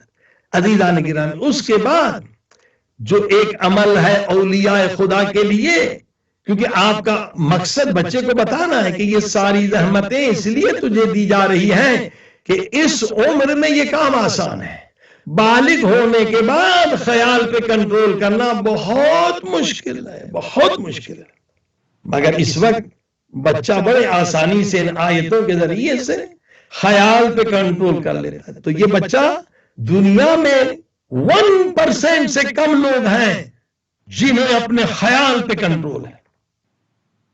تو اب دیکھیے آپ کا بچہ اولیاء خدا بن گیا نا، اگر خیال پہ کنٹرول کر لیا۔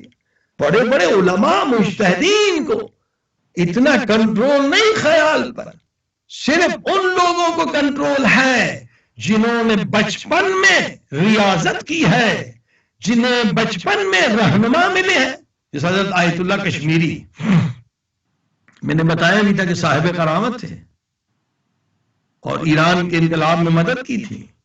جو امام خمینی کا خواب 40 سال پہلے امام خمینی نے دیکھا اور امام خمینی نے ان کا ٹیسٹ لیا، مجھے بتاؤ 40 سال پہلے میں نے کیا خواب دیکھا ہے، اس کی کیا تعبیر ہے؟ کیونکہ آیت اللہ کشمیری وہ تھے کہ بچپن میں انہوں نے یہ ریاضتیں کی ہیں خیال پہ کنٹرول کرنے کی۔ انہیں بتایا کہ 40 سال پہلے آپ نے یہ خواب دیکھا تو اس کی یہ تعبیر ہے۔ یہ علم دنیا کی کسی یونیورسٹی میں نہیں ملتا، یہ اہل بیت کے در پہ ملتا ہے، یہ خیال کی طہارت سے ملتا ہے۔ اور ایران میں جب انقلاب آیا تو کچھ جنرلز جو ہے امام خمینی کو قتل کرنا چاہتے تھے، انقلاب کو ناکام کرنا چاہتے تھے، وہ بھی علم غیب کی خبر تھی، آیت اللہ کشمیری کو ملی اور امام خمینی نے ان کا امتحان لیا تھا، ان کو بتلایا، وہ سارے جنرلز گرفتار ہو گئے۔ ایک ولی خدا نے مدد کی، تو جو فرمائی آپ نے، تو آپ اگر تھوڑی زحمت آدھا گھنٹہ بچہ اگر اس کام میں لگاتا ہے، ایک آیت پڑھتا ہے، اس کا فائدہ کیا ہوگا؟ یہ آپ کے گھر میں ولی خدا آ گئے اور اسی ولی خدا کے ذریعے سے آپ کا رابطہ امام زمانہ سے ہو جائے گا، اور یہی ولی خدا آپ کو فیوچر کے بارے میں بتا سکتا ہے۔ بتائیے، اس کے پاس علم غیب آ جائے گا اگر خیال پہ طہارت کی، تو یہی اصل پرواز ہے۔ انسان عالم غیب تک پہنچ سکتا ہے، عالم برزخ تک پہنچ سکتا ہے، امام زمانہ علیہ الصلوۃ والسلام کی خدمت میں پہنچ سکتا ہے اگر خیال کو پاک کر لے۔ اور یہ خیال کے گھوڑے کے اس کے ہاتھ میں کنٹرول آ جائے کہ یہ گھوڑا صرف اللہ کی طرف دوڑے، ادھر ادھر فضول حرکت نہ کرے، تو اس کا اٹھنا بیٹھنا عبادت ہے، 24 گھنٹے عبادت ہے۔ تو خیال کی طہارت کے بعد جو دوسرا عمل ضروری ہے تاکہ آپ کا بچہ ولی خدا بن جائے، وہ حدیث میں ہے کہ 24 گھنٹے میں ایک 20 منٹ کا سجدہ، 20 منٹ کا سجدہ انسان کو ولی خدا بناتا ہے۔ خدا فرماتے سجدے میں میرا بندہ سب سے زیادہ میرے نزدیک ہے۔ اب ظاہر بچہ پہلے 1 منٹ سے شروع کریں، 1 منٹ، آدھا منٹ سجدے میں جا کر جو بہترین ذکر ہے، نیت کیا ہے ذکر کی؟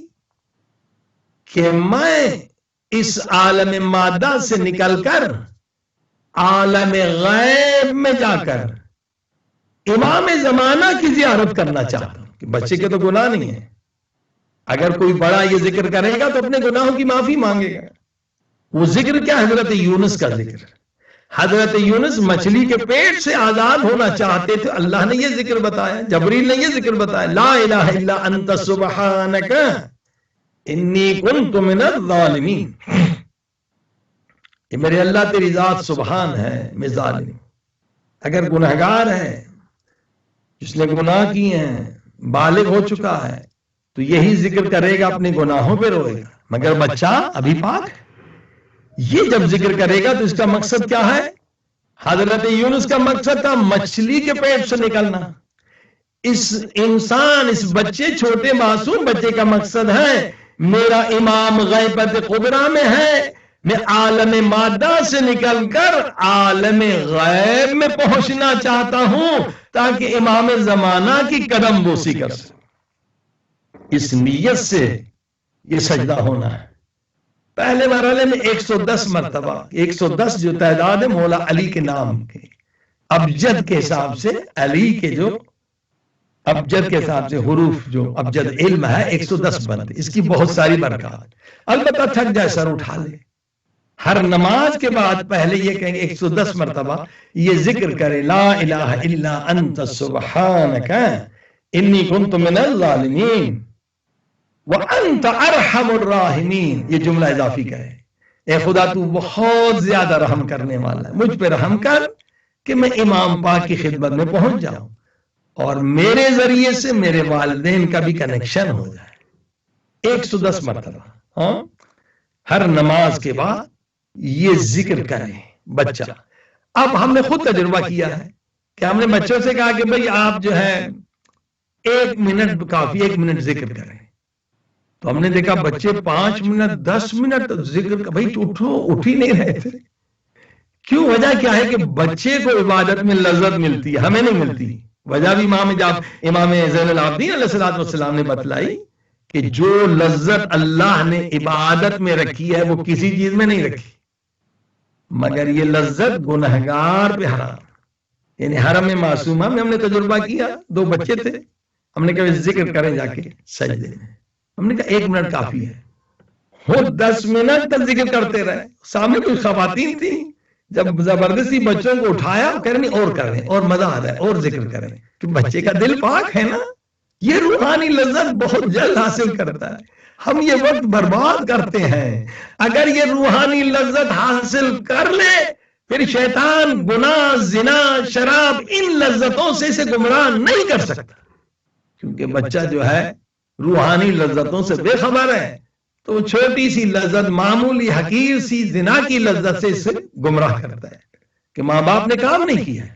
روحانی لذت لامحدود ہے۔ جب زبردستی بچوں کو اٹھایا 10 منٹ ہو گئے تو وہاں کچھ حرم میں خواتین کھڑی تھی، انہوں نے کہا کہ بچے اتنا لمبا سجدہ کیا، ہم اتنا لمبا سجدہ نہیں کر سکتے۔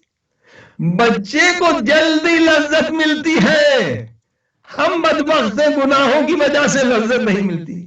آپ 1 منٹ کہیں گے وہ 2 منٹ لذت ملے گی، 2 منٹ۔ البتہ والدین کا کام ہے کہ جب یہ عمل کرائیں ان کا غذا کا خیال رکھیں، ادھر بازار کی ادھر ادھر چیز مت کھائیں، پاک پاکیزہ حلال بھی ہو طیب بھی ہو۔ تو آہستہ آہستہ 110 کے بعد یہ، کیونکہ اس کا بھی ایک راز ہے کہ کتنی تعداد ہونی چاہیے۔ اب یہ انشاءاللہ آگے گفتگو ہوگی اگر وقت ملا۔ پھر مثلا 40 دن تک 110 مرتبہ پڑھیں، پھر دوسرا 40، کیونکہ جو ولی خدا بنتا ہے 40 نکالنا ہوتا ہے۔ حضرت موسیٰ نے بھی 40 نکالا، قرآن میں ہے 30 لیلہ، پہلے اللہ نے کہا 30، پھر کہا 10 اور۔ اسے 40 کہتے ہیں کہ خدا اپنے نبی کو بھی عطا کرتا ہے تو کہتا ہے 40 نکال۔ ہم 40 سے غافل ہیں۔ یہ بچے کا 40 ہوگا، اس کے بعد دوسرا 40، کوشش کرے 400 مرتبہ، البتہ تھک جائے سر اٹھا لے، اور پھر آہستہ آہستہ تیسرا 40 700 مرتبہ سجدے میں ذکر کریں، اور اس کی جو معراج ہے وہ ہے 1001 مرتبہ۔ اچھا، سجدے کے فوائد سن لیں۔ سجدے میں جانے سے آکسیجن جو ہے زیادہ جاتی ہے، انسان کا حافظہ بھی بڑھتا ہے، عقل بھی بڑھتی ہے۔ ایک مومنہ تھی، بہت پہلے کی بات، 20 سال پہلے ہم امریکہ میں تھے، نیو یارک میں، تو ایک ہماری مومنہ جو ہے پی ایچ ڈی کر رہی تھی ڈپریشن پہ، کہ ڈپریشن کا کیا سالوشن۔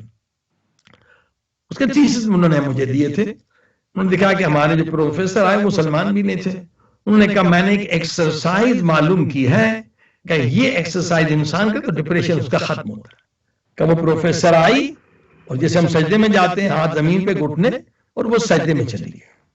انہوں نے کہا اس پوزیشن میں جب انسان ہوتا ہے 5 منٹ 6 منٹ تو برین کے جو ٹیشوز ہیں ایک لیکوڈ، ایک پانی سا ریلیز کرتے ہیں، اور وہ پانی جو ہوتا ہے وہ بہترین میڈیسن ہے ڈپریشن کو ختم کرنے کی۔ دیکھیے سجدے کا ایک فائدہ، طولانی سجدہ کیوں کہا گیا کہ 24 گھنٹے میں کم سے کم 20 منٹ سجدے میں رہے، کبھی ڈپریشن کے مرض میں مبتلا نہیں ہوں گے۔ اور دیکھیے دماغی بیماریاں جو ہیں وہ کئی جسمانی بیماریوں میں مبتلا ہونے کا سبب ہے۔ یہ آج کل تحقیق ہوئی ہے کہ ٹینشن، ڈپریشن سے اسٹریس ہارمونز ریلیز ہوتے ہیں جو just like a slow poison ہے، وہ زہر ہے جگر کے لیے، دل کے لیے، کڈنی کے لیے، نروس سسٹم کے لیے، سارے نظاموں کو ختم کرتے ہیں اسٹریس ہارمونز۔ سجدہ سالشن ہے، ٹھیک ہے۔ ایک ابھی جو کرونا کے لیے ایک ڈاکٹر کی کلپ ہم نے دیکھی، اس نے کہا اگر کسی کو کرونا ہے تو دو دن تک کرونا گلے میں رہتا ہے، اور جب تک گلے میں خطرہ نہیں ہے، لیکن جب نیچے جائے تو خطرہ ہے۔ کہا سجدے والا پتہ نہیں مسلمان تو تھا یا نہیں تھا، اس نے بہت اچھی ایکسرسائز بتائی، وہ سجدہ تو اسے کرنا نہیں آیا تھا، ایسے ہی بازو کے اوپر پیشانی رکھی تھی۔ کہا اس پوزیشن میں انسان جائے اور کھانسے، یعنی سجدے کی پوزیشن، اور لمبی سانسیں لے تو اگر گلے میں کرونا ہے تو باہر نکل جائے گا۔ دیکھیے سجدے کے کیا فوائد ہیں۔ اب خاک پہ سجدے کا فائدہ دیکھیے، 2-3 موبائل ہم لے کے پھر رہے ہیں، گھر میں وائی فائی، یہ ریڈیشن ہے، اور یہ ریڈیشن کئی دماغی بیماریوں کا سبب ہے، حافظے کو بھی نقصان دیتے۔ لیکن 20 منٹ اگر پیشانی جو ہے نا آپ نے خاک پہ رکھی، یہ سائنٹیفیکل تجربہ بتلا رہا ہوں کہ جتنے ریڈیشن ہیں وہ منتقل ہو جاتے ہیں خاک میں۔ جسے نہیں آپ ارتھ کرتے ہیں تاکہ کسی انسان کو خطرہ نہ ہو، وہ ایک زمین میں تار لگا دیتے ہیں تو ارتھ وہ جمع زمین میں چلا جاتا ہے، اسی طرح سے پورے ریڈیشنز نکل جاتے ہیں۔ تو سجدے کا کوئی نقصان نہیں ہے، بے شمار اس کے فوائد ہیں۔ تو بچے کو یہ سکھا دے لمبا سجدہ، اللہ اکبر، یہ بچہ ولی خدا بن جائے گا، ہمارے لیے وسیلے نجات بن جائے گا، ہمارے لیے پل بن جائے گا کہ معصوم بچے کے ذریعے سے ہم امام زمانہ سے رابطہ کر سکتے ہیں، اور اس کی دنیا بھی آباد ہو جائے گی۔ اگر اسے روحانی لذت مل جائے، یا اس کی برزخی آنکھ کھل جائے، یا امام زمانہ کی خدمت میں پہنچ جائے، تو پھر جتنے بڑے گناہ ہیں، زنا ہے، شراب ہے، جوا ہے، یہ اسے گمراہ نہیں کر سکتے۔ جس نے روحانی لذت کو حاصل نہیں کیا، وہ بچے آرام سے شیطان کے فریب میں آ جاتے ہیں۔ شیطان ایک پست حقیر نجس لذت، چند منٹ کی لذت کو اتنا بڑا کے دکھاتا ہے کہ وہ اس میں گر جاتے ہیں، پھر ایڈز کی بیماری میں مبتلا ہو جاتے ہیں، اور 10-15 بیماری میں مبتلا ہو جاتے ہیں، ان کی دنیا بھی برباد ہوتی ہے۔ آئیے مولا علی کی فرمائش پر عمل کریں، وَإِن يَكُنْ أَهْلُكَ وَوَلَدُكَ أَوْلِيَاءَ اللَّهِ، اپنے بچے کو انجینئر ڈاکٹر بنانے کی فکر مت کرو، اولیاء خدا بناؤ، اولیاء خدا۔ اگر اولیاء خدا بن گیا تو اب خدا اس کا محافظ ہے، یہ 1000 انجینئر سے افضل ہے، 1000 ڈاکٹروں سے افضل ہے، 1000 کروڑپتی انسانوں سے افضل ہے۔ یہ تمہاری شفاعت کرے گا، یہ تمہاری نجات کا سبب ہے، یہ تمہاری قبر کو نورانی بنائے گا، یہ تمہیں امام زمانہ تک پہنچائے گا۔ اور آپ کو کیا چاہیے؟ اولاد نجات کا ذریعہ ہے، ہم اسے دنیا داری میں غرق کر دیتے ہیں۔ ماں باپ کے لیے اولاد نجات ہے، اولاد کے لیے ماں باپ نجات ہے۔ جو کل آپ نے سنا، اگر اولاد ماں باپ کی خدمت کرے تو اس کے لیے نجات ہے، اس کے لیے آخرت ہے۔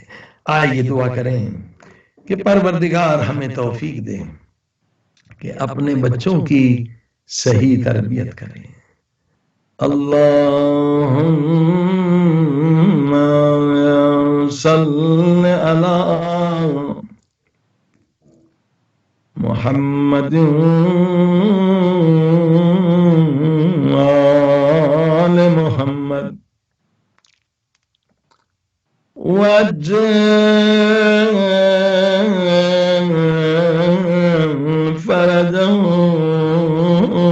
فرجهم سبحان اللہ۔ اللهم صل على محمد وآل محمد وعجل فرجهم۔ 10 مرتبہ اللہ کو دل سے آواز دے، یا غفار یا غفار یا غفار یا غفار یا غفار یا غفار یا غفار یا غفار یا غفار، اے بخش دے میرے اللہ حسین کے صدقے آج ہمارے گناہ بخش دے۔ اے میرے اللہ تجھے مولا حسین کی غربت کا واسطہ۔ اللہ اکبر۔ مولا حسین کربلا میں آتے ہیں، بچپن کے دوست حبیب کو خط لکھتے ہیں، یا اخی حبیب، او میرے بھائی حبیب۔ حبیب جب مولا کا خط پڑھتا ہے دیکھتا حسین نے لکھا یا اخی حبیب، مولا حسین مجھ جیسے غلام کو بھائی کہہ رہا۔ دوسرا جملہ جس نے حبیب کے قلب کو الٹ پلٹ دیا، تڑپا دیا، وہ جملہ کیا تھا؟ مولا حسین نے فرمایا حبیب میں تیرے علاقے کے قریب آ گیا ہوں، دشمنوں نے گھیرے میں لے لیا، حبیب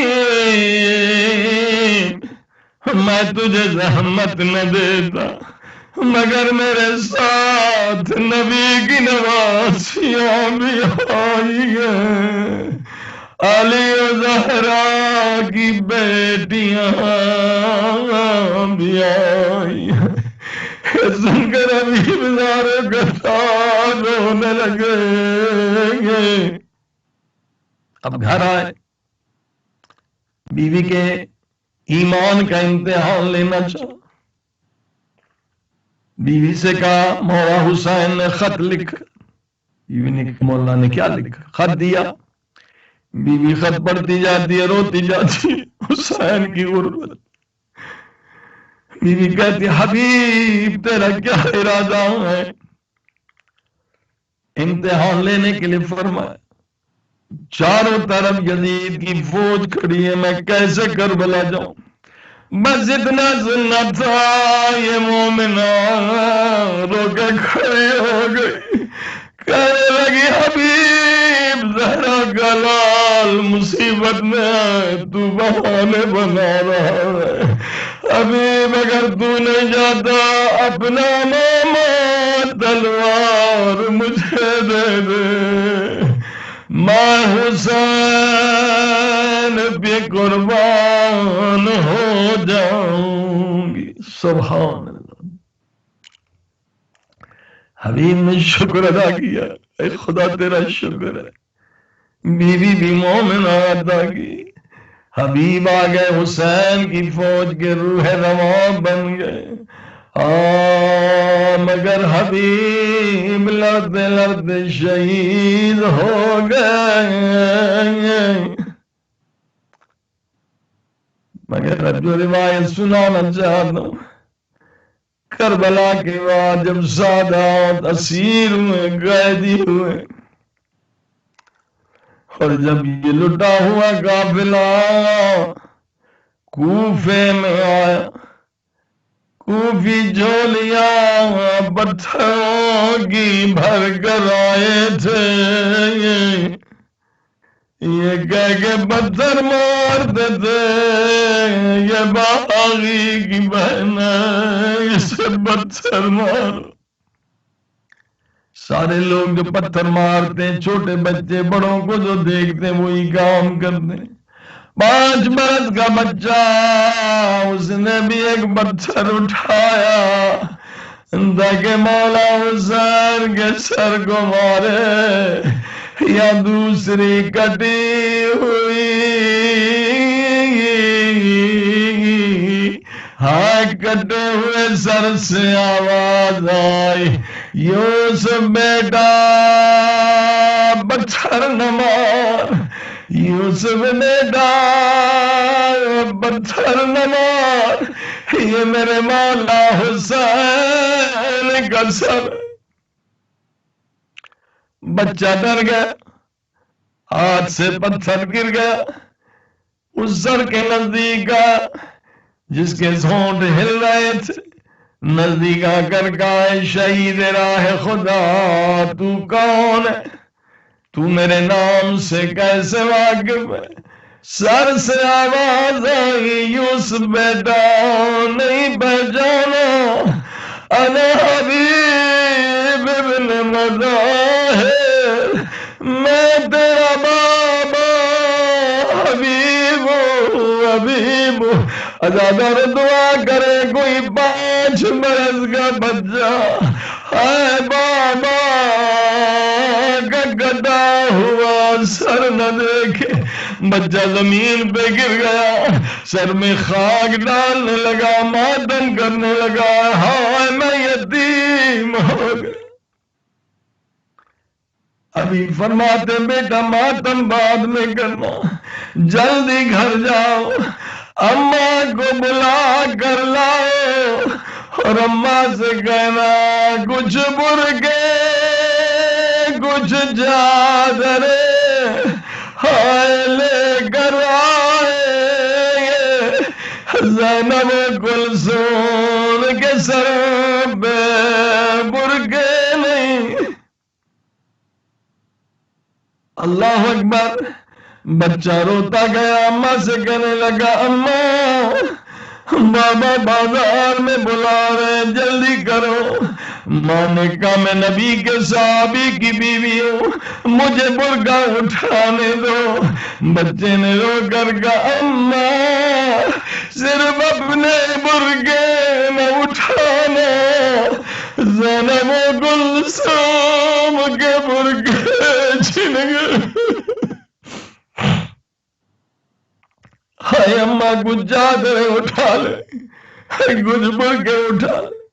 حبیب کی بیوی آئی، سارے بیویوں کو شہزادیوں کو چادریں مل گئی، سب نے شکریہ ادا کیا۔ بی بی زینب نے پرسہ دیا، حبیب کا پرسہ قبول کر لے۔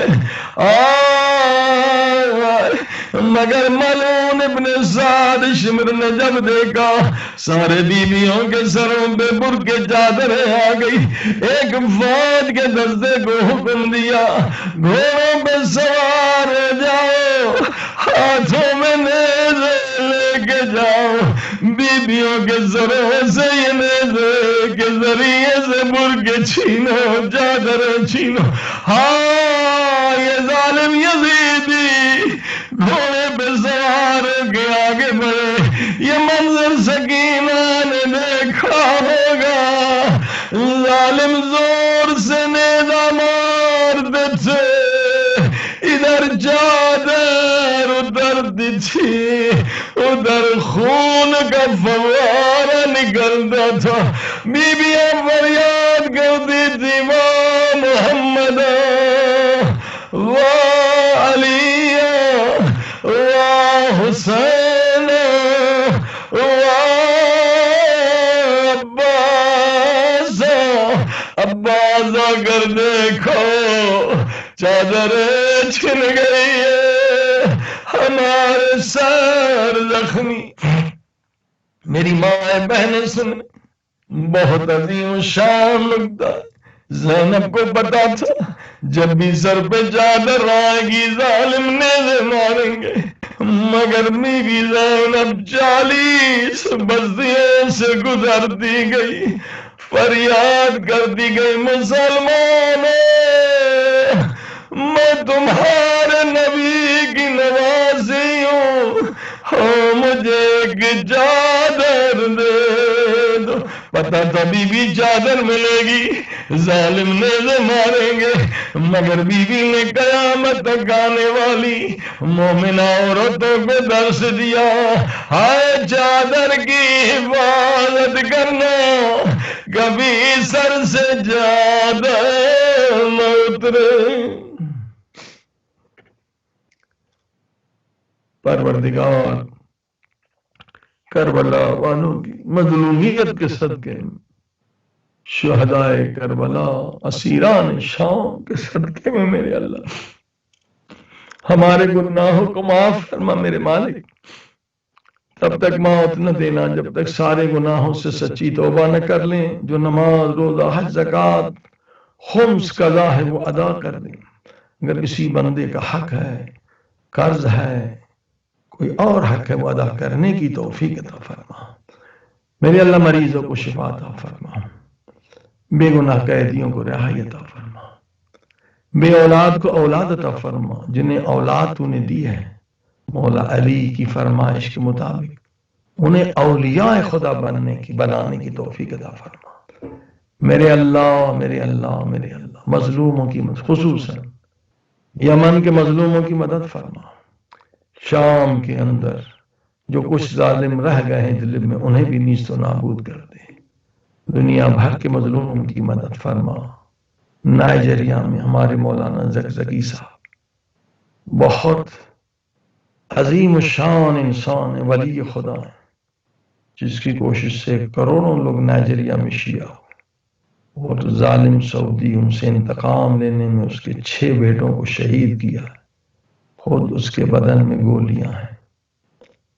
پروردگار اس زمانے کے ابو ذر ہیں، زمانے کے مجاہد ہیں، انہیں رہائی عطا فرما۔ پھر محرم میں نائجیریا میں مومنین شہید ہوئے ہیں، امام بارگاہ شہید ہوئے ہیں، ان ظالم حکمرانوں کو نیست و نابود فرما، مومنین کو وہاں انقلاب لانے میں کامیابی عطا فرما۔ پوری دنیا سے ظالمین کے خاتمے کے لیے ہمارے مولا آقا امام زمانہ کا ظہور فرما، ہمیں ان کے قدموں پر شہادت کی سعادت عطا فرما، ہمارے مرحومین کی مغفرت فرما، جن کے والدین میرے والدین کی طرح دنیا سے گزر گئے ان کی مغفرت فرما، جتنے مومنین بیچارے اس پروگرام حصہ لے رہے ہیں، دن رات محنت کر رہے ہیں، پوری دنیا کے مجالس پہنچا رہے ہیں، ان کے مرحومین جن کے والدین گزر گئے، میرے والدین جو لوگ سن رہے ہیں ان کے والدین اگر دنیا سے گزر گئے، شہداء حرم کے دفاع میں جو لوگ شہید ہوئے ہیں اور اب تک عزاداری کی حفاظت میں جو شہید ہوئے، ان سب شہداء کے لیے ایک سورہ فاتحہ۔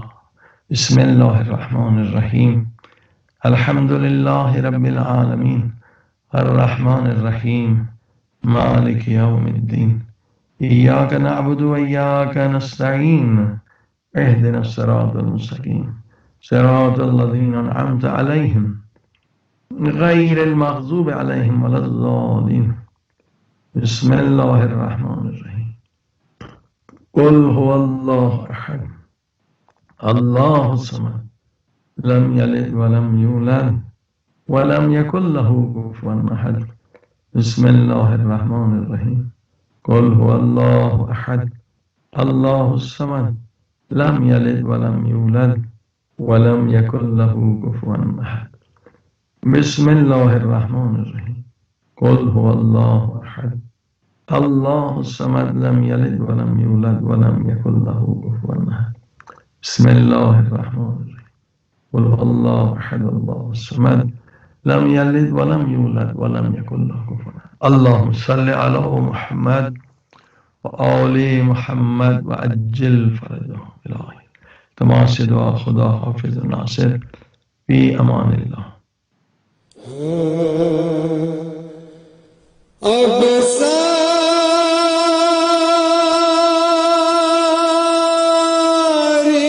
خدائی میں اصغر نہ ملے گا، جھولا